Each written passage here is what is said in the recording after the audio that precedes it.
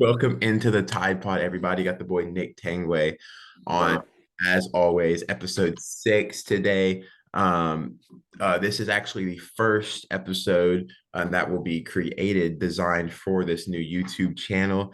So we'll be able to go even longer today, a 40-minute episode roughly. So excited about that. But today we're going to go ahead and dive into kind of the position battles that are going to be taking place next year. Like we've discussed in previous episodes, a lot of freshmen that can come in and take some spots, and a lot of guys that are poised for big years. So excited to get into that. But go ahead and start the video off by saying a like, a sub would be very appreciated. A comment will be responding to every comment. Anything is Like appreciated. suggestions, anything in the comments. We take anything new channel we want to post what y'all guys like. So with that being said, though, let's go ahead and hop into this episode. We're going to start off here talking about the offensive side of the ball, and I think one of the biggest question marks for Alabama next year is the quarterback position. You got two freshmen coming in Dylan Lonergan and Eli Holstein, and then you have two current quarterbacks at Alabama after Bryce Young declared for the NFL draft, in Ty Simpson, the rising sophomore, and Jalen Milroe, the rising junior. Nick, what are your thoughts on this quarterback battle, and who do you think has the greatest chance to take QB1? So this is an interesting battle. I don't really consider either freshman to be like an option for the starter. I could be wrong. Holstein's in there early, practice with them for bowl practices and stuff. So you never know, but you'd think it's a battle between Simpson and Milroe. And, Milroe's got the experience, but me personally, I like I like Simpson like more as a passer. And I Yeah, think a whole off season and just getting used to the system even more is gonna he's gonna surpass Milroe, in my opinion. Could I be wrong? Absolutely. I've been wrong before, and I'll be wrong again in a lot of cases. But no, I think he's a better passer than Monroe. So that would be my prediction at this current time that Ty Simpson would get the job. no, yeah, I mean, I totally agree. I'm gonna have to lean Simpson here as well. I think something that is going to be very hard for Milroe to do in one off season is develop his arm.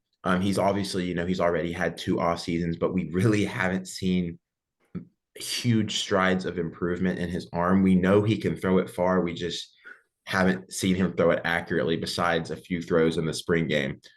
So it it's difficult, to predict now, but I think Ty, you know, even just being a sophomore, not having much game experience, I think whether he gets the starting job week 1, or if he gets it week 3 or 4, I think Ty is going to be the man for the job this year. And like you said, I think Lonergan is a bit of a project, and I think Holstein is gonna take a little bit to perfect around the edges, but I think Yeah, Holstein is gonna be that next guy up after these two guys leave.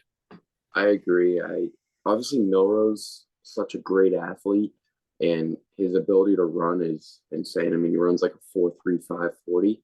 So if he could develop his arm, he could be Jalen Hurts on steroids Yeah, essentially. like I was thinking earlier, I was like, Milroe could legitimately, if he develops his arm, he could be better than Jalen Hurts. Just, I mean, he's already a better runner than Hurts, in Yeah, my opinion.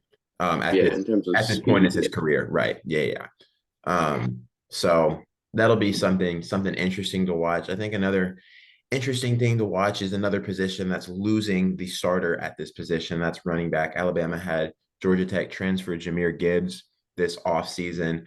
Gibbs just declared for the NFL draft right after the Sugar Bowl. So you got a few guys there that are going to be really competing for playing time. I believe there's three guys that are going to be the most challenging for this position. I think three guys that are not freshmen, sorry, yeah. challenging for this position because obviously Alabama brings in my opinion, the two best running backs in their respected class, in Justice Haynes and Richard Young. But I think I think when you look at the running back position this year, I think you look at obviously Roydell Williams, you look at Jace McClellan, and I think another guy that is going to wiggle his way into the rotation is Jamarian Miller, the rising sophomore out of Texas. I think he is probably very comparable to former Alabama running back Josh Jacobs. I've seen a lot of comparisons, but I think that's my favorite. Very shifty. Actually, this year I think he had some of the longest runs among all the running backs, even in garbage time. He showed his ability to break through the line of scrimmage. But I think when you look, I think you got to go Jace as the starter. You know, most experienced guy, got the most reps, always been running back two behind, whether it be Jameer Gibbs or Brian Robinson until he got hurt, obviously. Roy Dell's always going to stick around there, and Jamarian. So I think those are three feature guys. But then again, you just cannot count out the freshmen. You cannot count out Haynes. You cannot count out Young. Both really college ready backs, body wise and talent and skill wise. So that's probably going to be the most competitive position battle if I had to make a guess. Yeah, I'd agree. I think Jace is the top back, but I think it'll definitely a running back by committee. I think Jace is the most complete back. Wardell's a short yardage kind of guy. And Jamarian, like you said, I think he has a chance to be, by the time when he's a junior, he might be better than Jace, but Jace will be in the NFL by then. But again, like you said, the two freshmen, it's hard to count them out, especially how college ready they are, especially a guy like Justice Haynes. I could see coming in and, having a pretty decent sized impact as a true freshman. And obviously, another guy that's interesting is what will they do with Emmanuel Henderson? Will Yeah. he go back to running back or stay at receiver? So that's a guy to watch. But I'd go Jace as the top guy, and then probably four other guys fighting for that 2-3 spot. Yeah, obviously, you never want to see a guy who's been in Alabama, fall back due to freshmen. It's just kind of an unfortunate thing, but it happens. I mean, we've seen freshmen take senior spots all the time. I mean, Will Anderson took Ben Davis's spot within probably the first couple of weeks. They were just trying to give Ben Davis a chance after that. Um, but a guy that I could really see falling, and I don't want to see fall, just to clarify, but just due to pure talent, the freshman would probably be Roy Dell. Yeah, Um, I think Jamarian's going to take a step next year and put himself over Roy Dell. That's just my personal thoughts. And then, obviously the freshmen haven't proven anything in college yet, don't have college experience. That's another big thing. Game experience, which Haynes and Young don't have in college, and Roydell does. So we'll see. It'll probably shift throughout the season. It happens every year where you get different running backs playing different weeks. Just kind of depends on who's more comfortable in the system and who's taking a greater leap week by week. I agree. Yeah.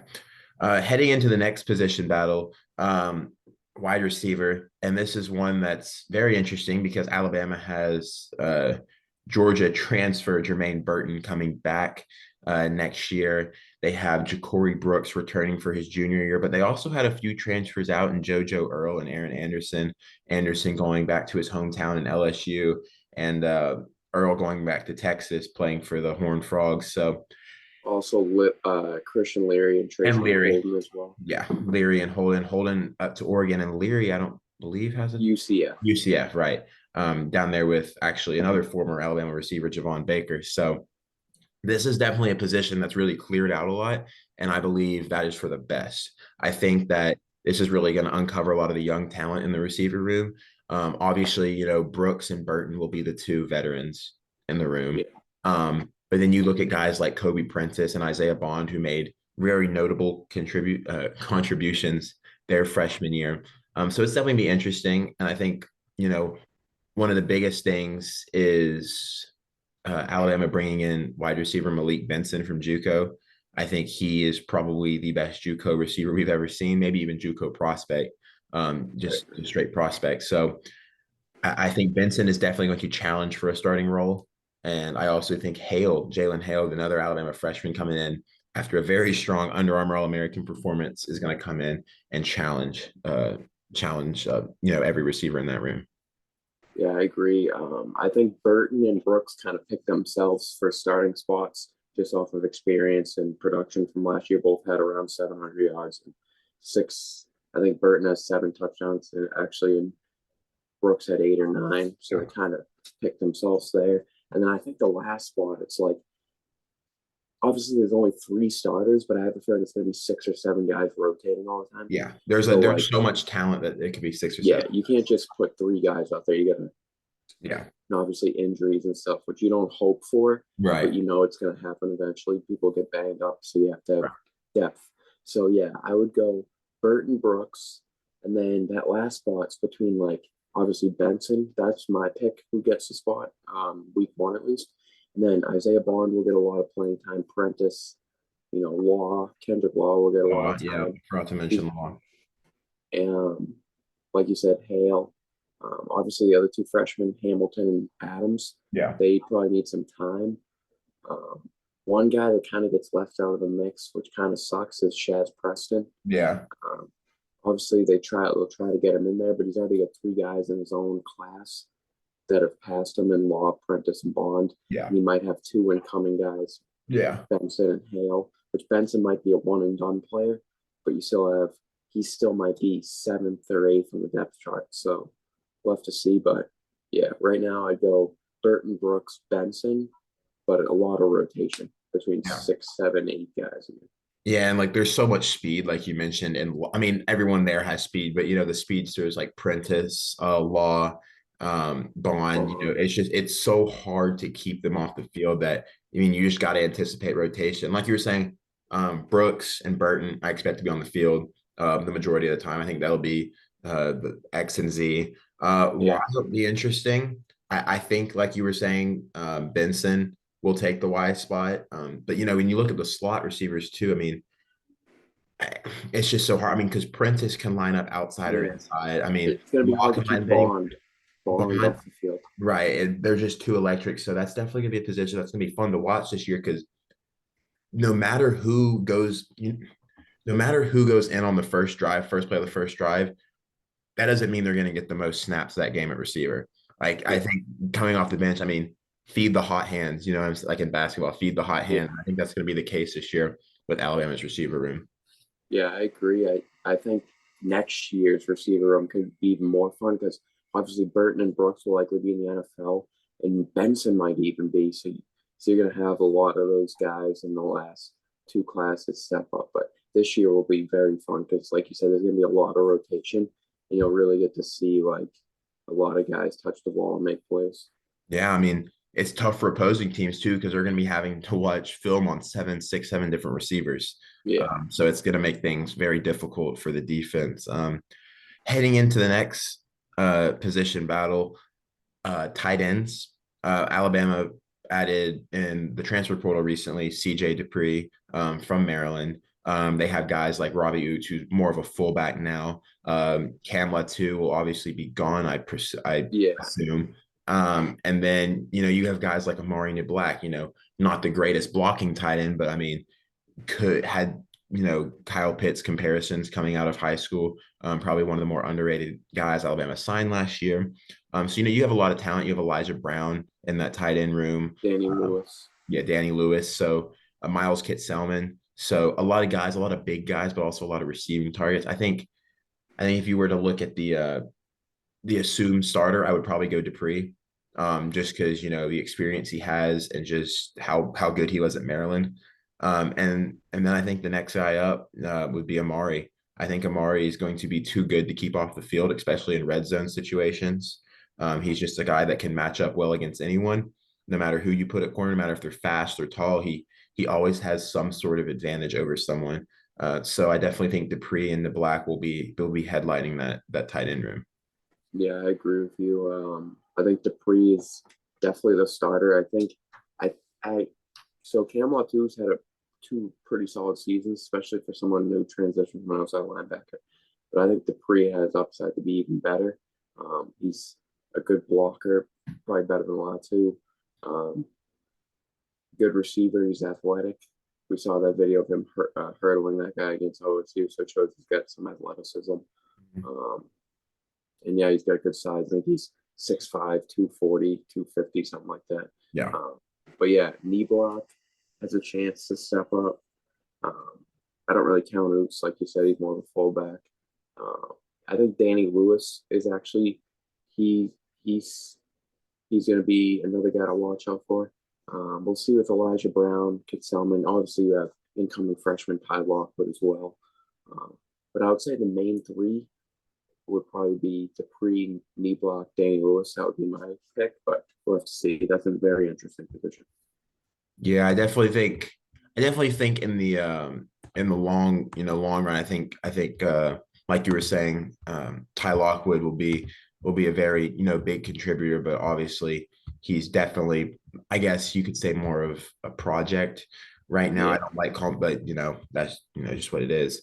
Um, so heading into the next position group would be the offensive line, and I think this is another one that Alabama is going to have a lot of fun with, kind of like the receiver room, because there's just so many guys they can put so many different places. I mean, you have one of the best tackles, probably the best tackle in the class coming in Caden Proctor. You have J.C. Latham returning for his junior year, probably going to be a top 10 pick next year, top 15. And you have Tyler Booker returning at guard. And you have Seth McLaughlin likely playing center. So you really only have one exodus or two exoduses, sorry, on that offensive line, which has been better than the past few years. yeah, And which would be Emil Ekiyor and Tyler Steen, the Vandy transfer. And Ekiyor's been there a while. He was a part of the 2020 national championship team. Um, but I mean, you have so much talent you can mismatch. You have Elijah Pritchett, you can put at guard or tackle. You have Proctor, you can put at guard or tackle. Latham likely has that left tackle spot solidified. I'd never count anything out, but I would say that's pretty safe. I'd say Booker probably has that left guard spot. yeah. I think it's where it gets interesting is Elijah Pritchett and Caden Proctor. Which one do you put at guard? Which one do you put at tackle? Um, I I if I this is difficult. If I had to put a guy at tackle right now, I would put Pritchett just due to experience, just due to, him, having more game experience at tackle. Tackles can get your quarterback hurt if they're not good. So it's definitely a very important position. Um, I would probably put Proctor at that guard spot next to him. But you also can't take out you can't take out of consideration guys like TJ Ferguson too, second Jaden or Roberts, third year guy. What'd you say? Jaden Roberts as Jaden well. Roberts, both will be third year guys. So, and big guys too for that guard spot. So, it's definitely gonna be interesting. I think Alabama's going to have, I think you said it the other day, consideration for the Joe Moore Award next year. So, this will definitely be a fun position battle to watch through the spring, summer, and fall. Yeah, I agree. Obviously, this past year, the O line maybe wasn't up to standards of the past, elite O lines, but it was still a big improvement from 2 years ago. I think 2 years ago they allowed 30 sacks. This year they Yeah. allowed 12 or something. So there was a big improvement, and I think a lot of that was just consistent tackle play. Um, but obviously, like you said, Latham will come in. He'll be a left tackle. Like you said, he'll be a top 10, 15 pick in this next draft. And then left guard, Booker, I agree. Seth McLaughlin at center, at least I hope.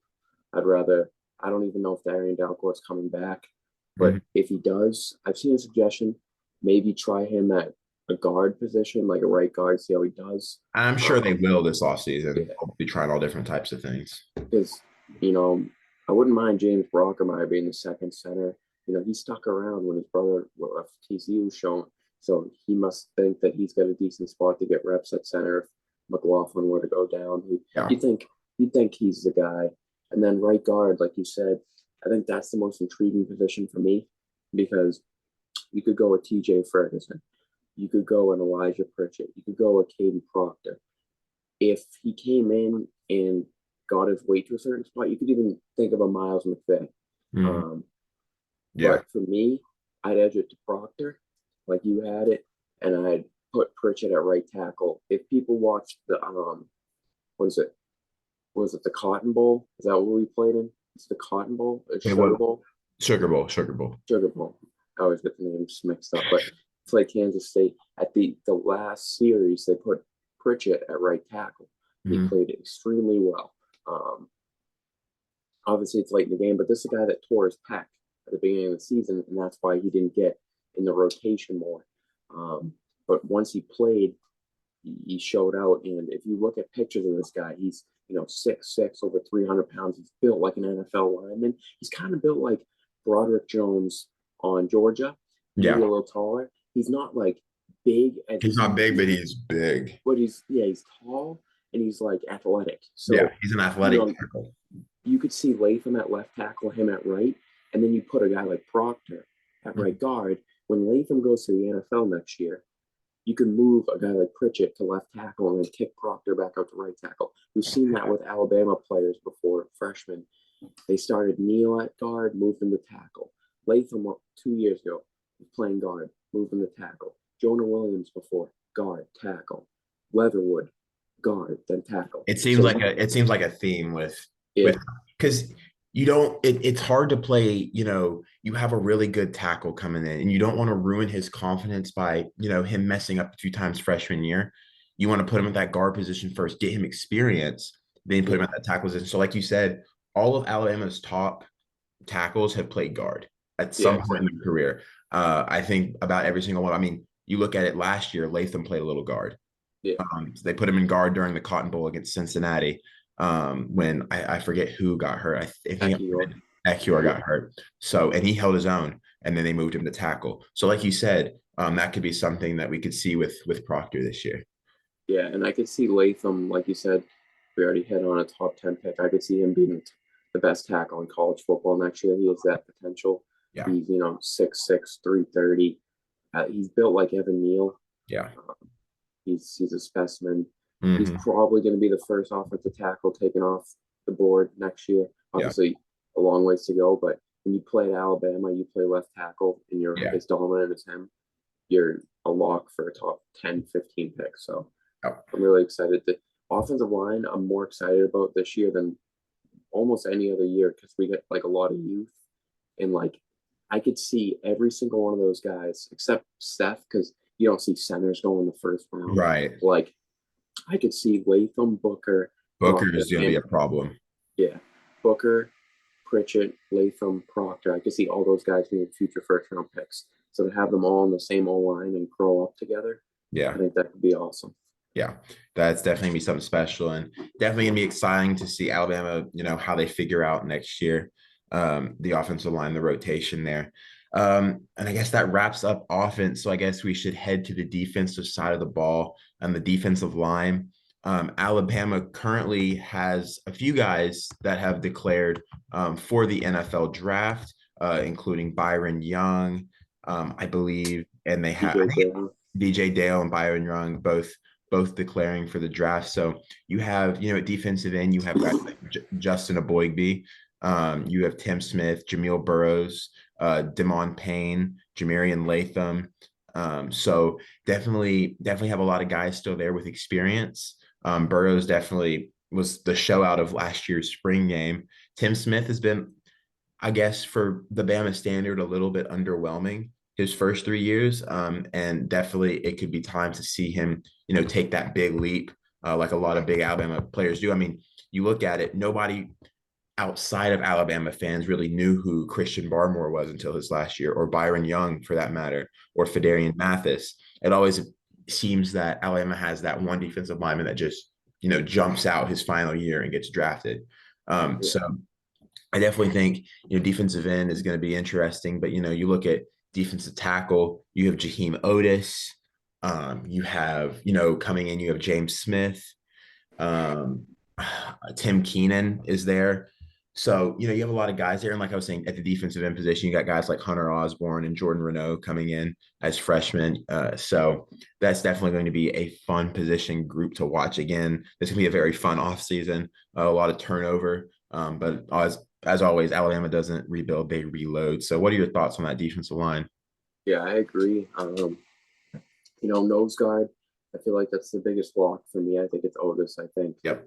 he's just an absolute animal. Even as a true sophomore coming into this year, he's you can make an argument he's the most dominant defensive lineman we have coming back. He's just an animal. He's built like a top 10 pick already. Oh, but D end will be interesting because, like you said, there's a guy like Tim Smith. Will he take that next step? I really like Jamil Burrows. I actually like Jermaine Latham a lot.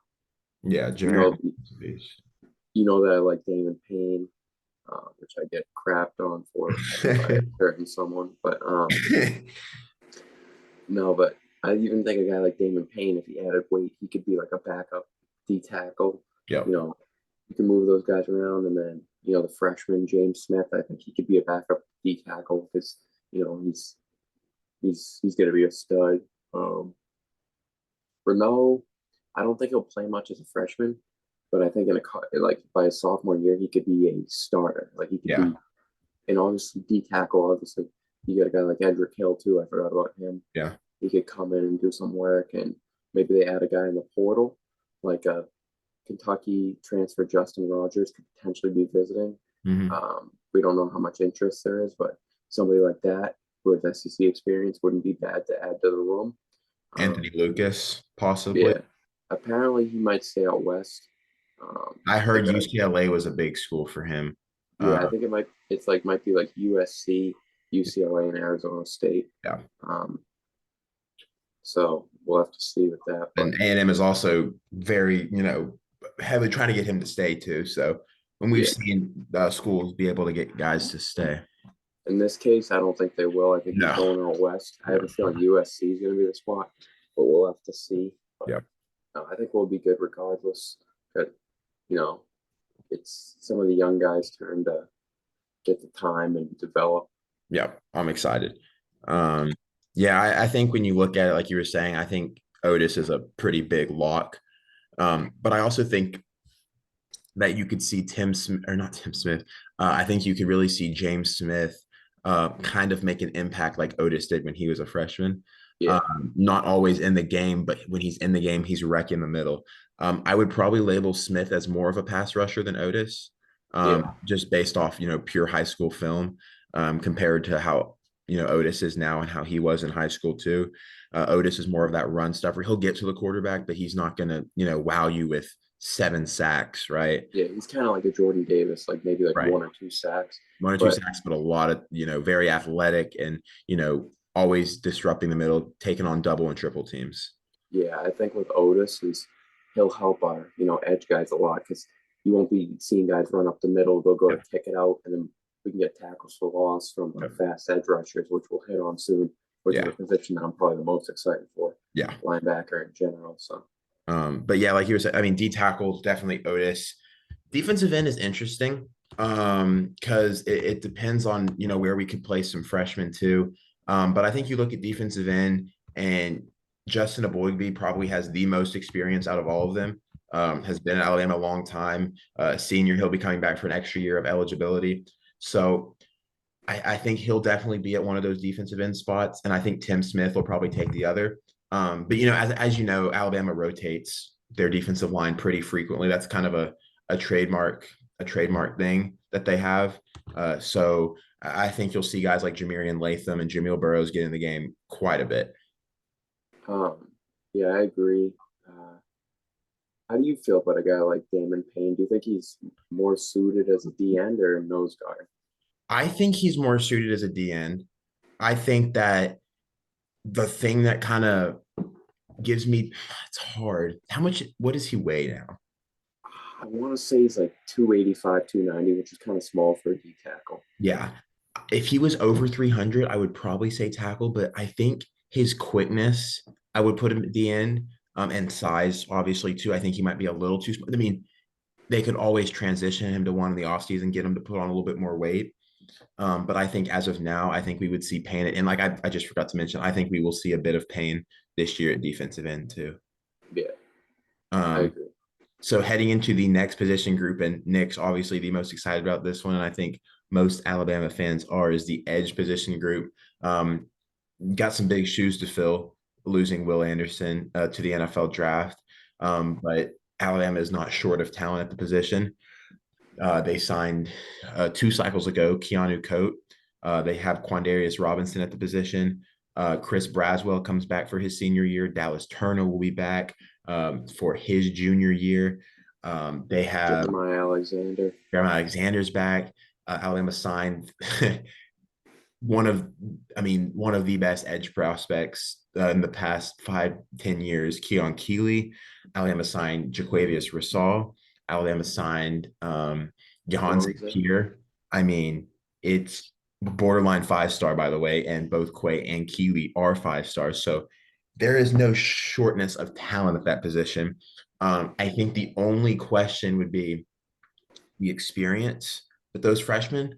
Obviously, they are talented and they are going to make, I believe, most all of them will make impacts their freshman year.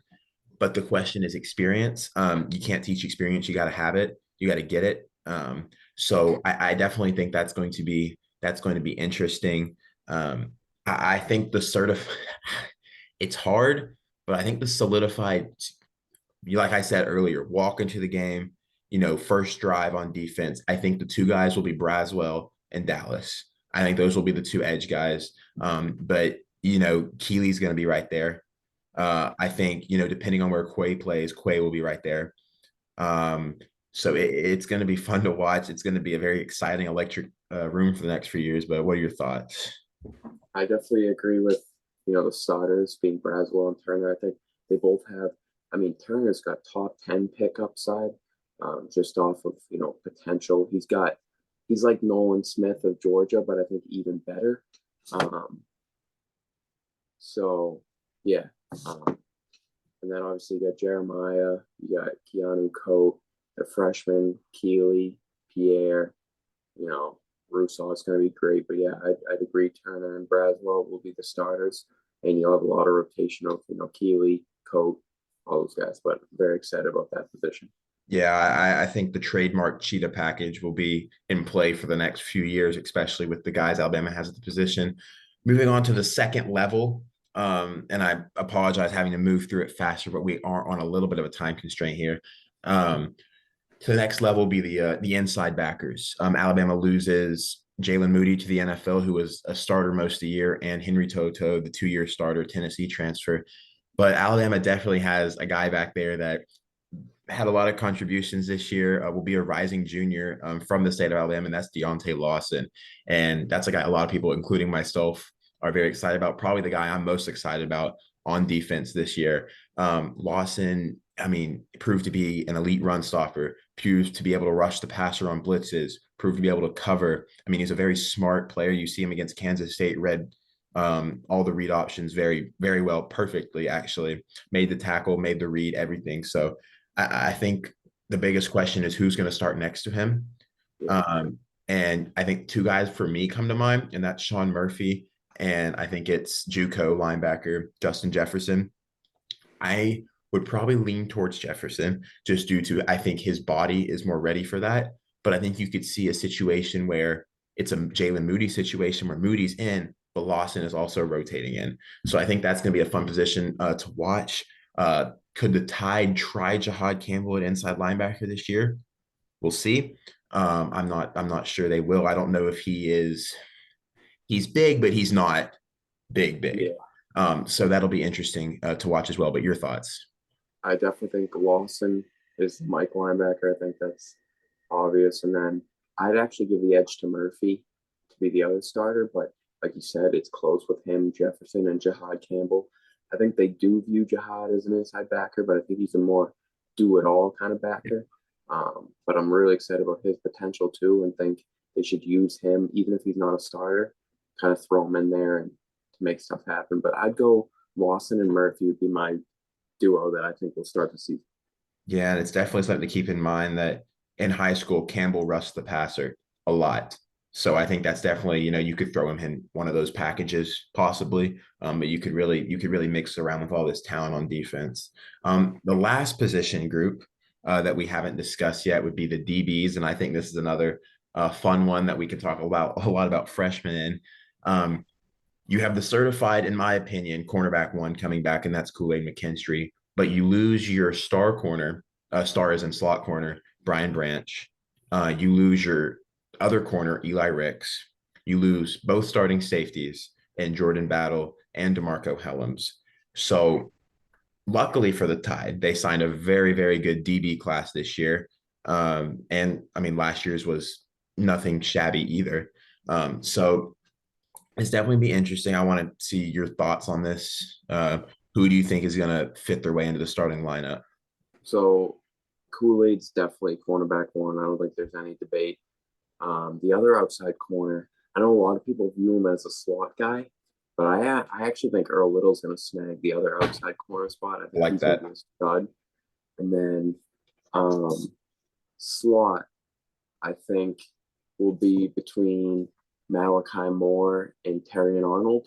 And I think whoever doesn't win that job, in my opinion, maybe takes a safety spot alongside of, in my opinion, it'll be Caleb Downs, incoming true freshman.